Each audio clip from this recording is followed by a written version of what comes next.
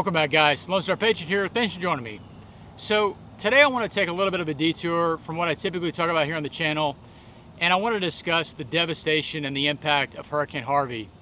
Now, for those of you who don't know, I'm actually a native Houstonian. I was born and raised in Houston, Texas, and in fact I still live in the surrounding area of Houston. And so I don't want to focus mainly on the negative impacts of Harvey. I want to try to focus on some of the positives that I've seen. So the first of that is going to be in the resolve of people to be willing to risk their lives to save other people. And then the second thing is going to be hopefully a plan or some takeaways that we can all use to learn from to better prepare ourselves in the event of this type of disaster happening again. And so again, starting with the resolve of people, I first want to say that I don't want to take anything away from the military effort and the first responders effort in terms of risking their lives to help save people. But given the sheer magnitude of people in need, it couldn't be limited to just the first responders and the military people. So even though there's been, I believe, a count of 12,000 Texas National Guard people deployed here, of course the Coast Guard has been fully involved, fire, EMS, EMTs, hospitals, police officers, etc. The whole first responder envelope has been completely dedicated to this effort for approximately the last week. But again, the sheer magnitude of people in need couldn't be handled by just that amount of people on the first responder side. So it's been an unbelievable experience, an humbling experience to see the people of Houston come together to help other community members and people from Houston as well, again, risking their lives to save another life. And this hasn't been solely done by the people of Houston. It's been people from all over, people from outside of Houston within the state of Texas, and also people well outside the state of Texas that have come here, again, with the resources and abilities they have to save people and evacuate people to get them to safety. And that's just an unbelievable experience for some stranger to risk their life to save another life. And I think that speaks a lot of the Texas spirit of people that are willing to give back and to save other people at the risk of losing their own life.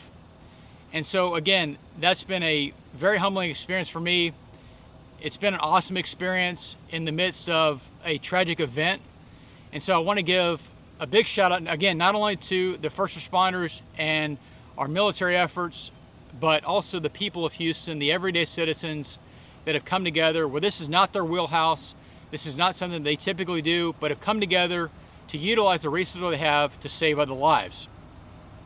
Now, second thing is obviously the takeaways that hopefully we can learn from a disaster such as this. So again, this is nothing new, and I'm talking to you guys just as much as myself, but you can always take away something in an event such as this. So even if you think that you're very well prepared, there's hopefully always something you can take away to plus up or button up your emergency preparedness. So again, these are nothing new, nothing revolutionary, but it's important to remember a couple of key things.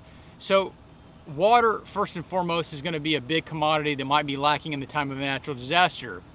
So you want to be sure that you can stock up on an adequate supply of water and also have a water filtration system for not only you, but also your family. So that could mean getting 1 gallon size of water, maybe a 5 gallon size of water, but also having some resource in the event that you have to be evacuated and can't take those resources with you with a water filtration system. So something like a life straw or an individual filtration system that can be used by you and your family.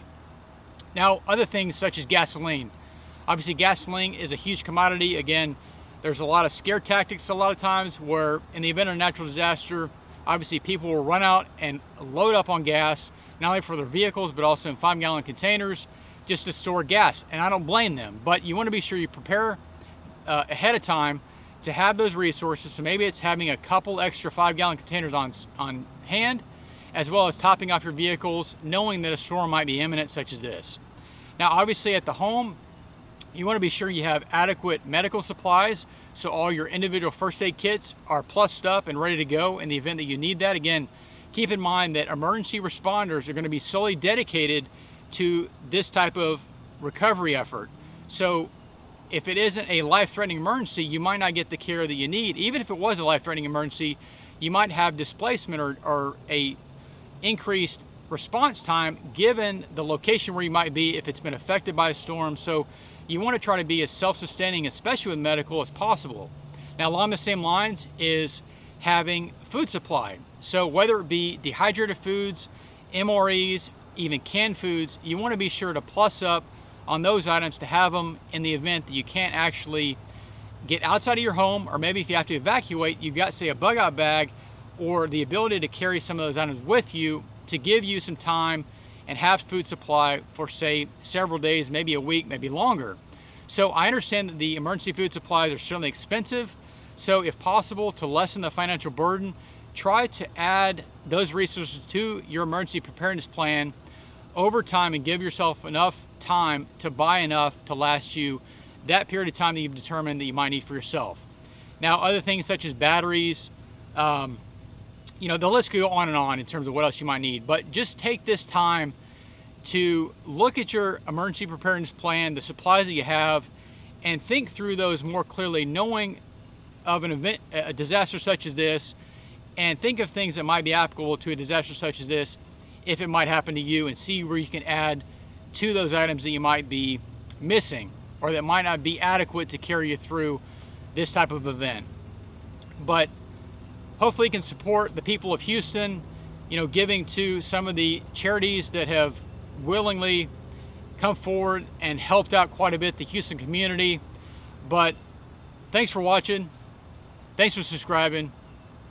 God bless Texas, and keep up the good fight.